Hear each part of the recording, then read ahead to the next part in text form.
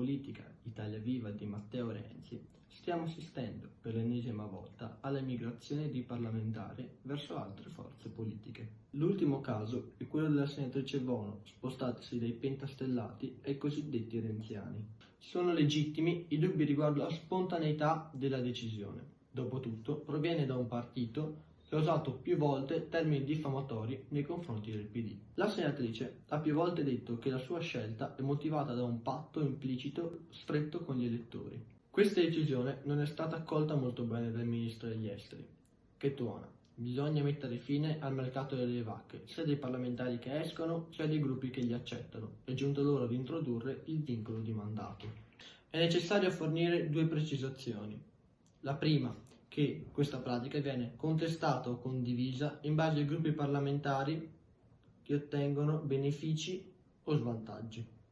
La seconda è che il vincolo di mandato è presente in paesi come India, Panama e Bangladesh. L'incoerenza delle forze politiche è dovuta al fatto che per governare ci vogliono i numeri e molto spesso sono necessari dei compromessi. Basti pensare che fino a poco prima della crisi di governo i cambi di casacca erano stati solo 7.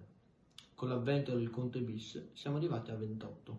I cambi di idea per fortuna avvengono, altrimenti sarebbero solo strade senza uscita.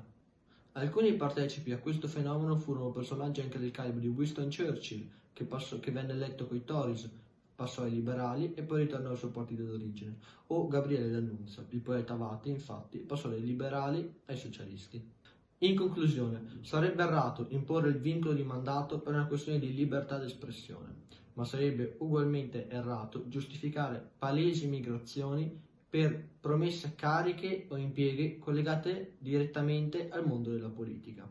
Io vi ricordo che per ulteriori informazioni potete passare sul nostro sito www.veroneconomia.it.